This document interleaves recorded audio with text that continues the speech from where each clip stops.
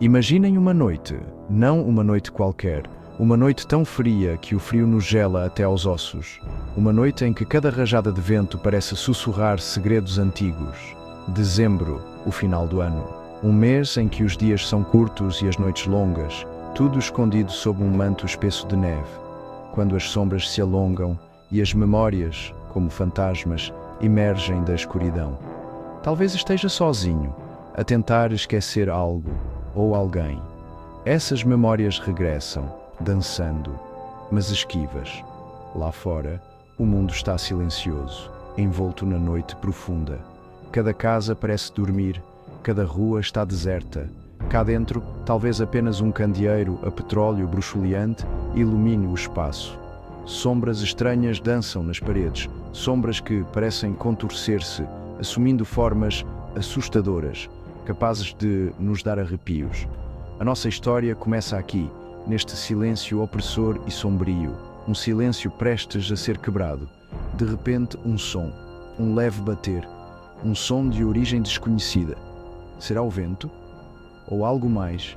Talvez um sussurro do passado, como um eco distante. Outra vez, desta vez um pouco mais alto, um bater insistente, como se fosse algo urgente, à porta do seu quarto. O seu coração talvez comece a bater mais depressa, um simples bater à porta, mas neste silêncio soa ensurdecedor. Uma visita a estas horas é estranha, mais do que isso é um pouco inquietante. Quem poderá ser, a meio da noite? Tenta pensar com lógica. Talvez a imaginação lhe esteja a pregar uma partida. Deve ser o vento, diz para consigo. Sim, certamente apenas o vento.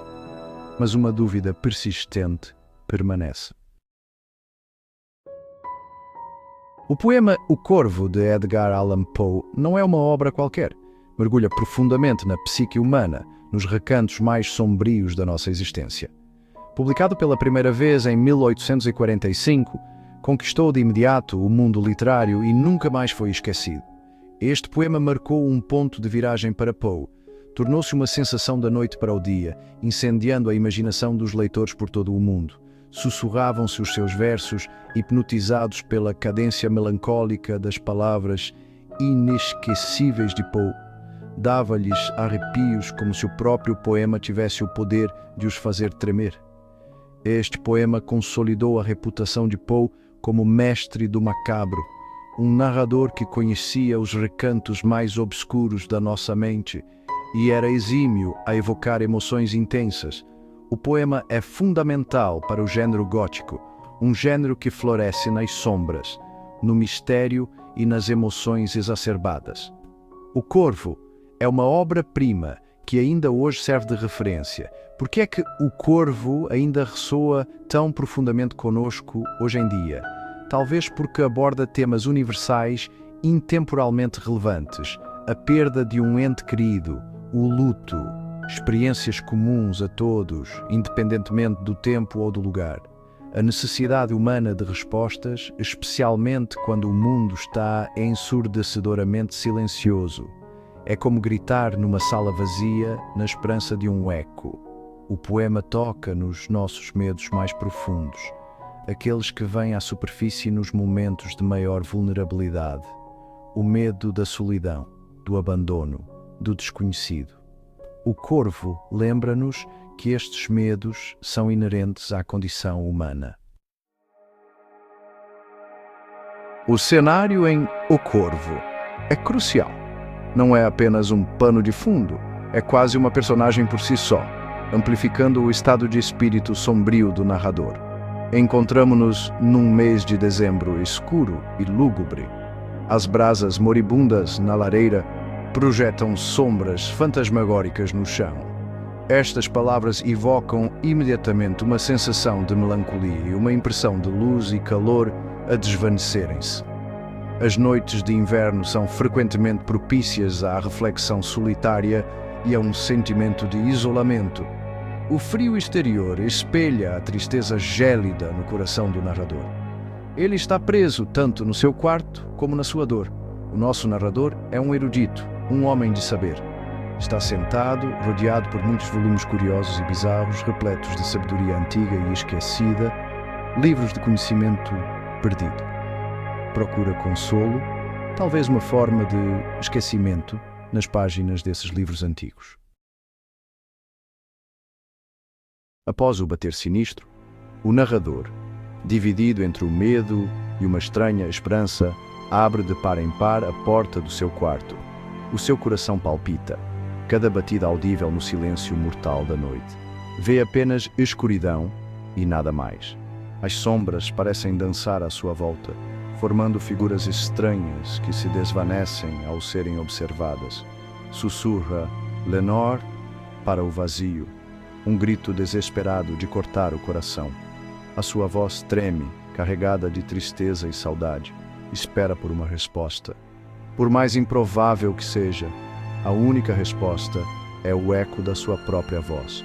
Uma amarga lembrança de que Lenore realmente se foi. O silêncio que se segue é ainda mais opressor, como se as paredes troçassem da sua dor. Então, houve novamente um bater, desta vez na janela. Um arrepio percorre-lhe a espinha e ele vira-se lentamente na direção do som. Diz a si mesmo que deve ser o vento. Mas uma parte dele ainda teme algo sinistro. Abre a janela e, esvoaçando, entra um corvo. A ave entra no quarto de forma peculiar, a sua plumagem negra destacando-se na penumbra. A ave é descrita como majestosa, mas também algo sinistra, como se com um toque de algum elemento agourento. Os seus olhos penetrantes parecem fitar diretamente à alma do narrador, como se trouxesse notícias de outro mundo. Entra um corvo imponente, como se vindo de tempos sagrados e idos. A sua chegada torna a atmosfera mais densa, como se o tempo parasse para contemplar a cena. Não esvoaça nervosamente, pousa com calma. Cada movimento seu é seguro, cada ação parece ter um significado oculto. Pousa precisamente sobre um busto de Palas Atena, por cima da porta do quarto. Esta escolha de pouso não é acidental, parece ter um significado profundo. Palas Atena é a deusa grega da sabedoria. O simbolismo aqui é poderoso. O contraste entre a sabedoria e a escuridão que o corvo traz consigo é flagrante. Esta criatura, qual mensageiro das trevas ou ave de mau agouro, senta-se como um soberano sobre o símbolo da razão e do conhecimento. O narrador interroga-se sobre o que tudo isto significa para si e para o seu futuro. Poe era um escritor meticuloso, extremamente cuidadoso no seu ofício. E O Corvo é um exemplo perfeito de como ele empregava a sua mestria poética. A métrica do poema é particular, octâmetro trocaico. Isto significa 8 pés métricos por verso, onde cada pé consiste numa sílaba tônica seguida por uma sílaba átona. Isto resulta num ritmo constante, quase implacável, como a batida de um tambor lento e lúgubre, acompanhando o desespero crescente do narrador.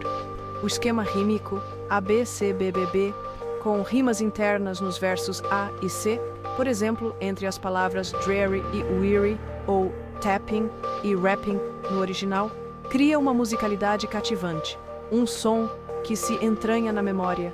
Poe usa frequentemente repetições de sons, como a aliteração e a assonância. À medida que o poema se aproxima do clímax, o narrador, consumido pela dor, grita com o corvo, ordena-lhe que parta, tira o teu bico do meu coração e leva a tua sombra de cima da minha porta. Deseja desesperadamente o fim do seu tormento para poder recuperar alguma paz, ainda que incerta. Talvez espere que, ao expulsar a ave, consiga também afastar a tristeza que ela simboliza. Mas o corvo, impassível, permanece imóvel, uma presença constante no seu quarto cheio de desespero. A última estrofe leva a uma conclusão dolorosamente inevitável. O Corvo não se limita apenas às páginas dos livros de poesia. Alçou voo muito para além delas, e as suas asas negras têm projetado uma longa sombra sobre a cultura popular há mais de 150 anos. Os temas da perda, da loucura e do sobrenatural presentes no poema ressoam junto de um vasto público. É por isso que o poema foi adaptado e reinterpretado inúmeras vezes, desde produções teatrais sérias a paródias cômicas, O Corvo de Poe surge nas mais diversas formas de entretenimento. O Corvo de Poe é mais do que apenas uma história sobre um homem e uma ave. É um retrato da condição humana perante uma perda devastadora. O poema leva-nos aos recantos sombrios da mente, onde a razão cede lugar e a tristeza se instala como uma companheira constante. A força duradoura do poema reside na forma como nos obriga a confrontar esta amarga realidade. O poema é como um espelho sombrio, refletindo a nossa capacidade de desespero quando fazemos perguntas ao silêncio ensurdecedor do universo. Alguma vez sentiu uma tristeza tão profunda que parecia que a própria tristeza ganhava voz?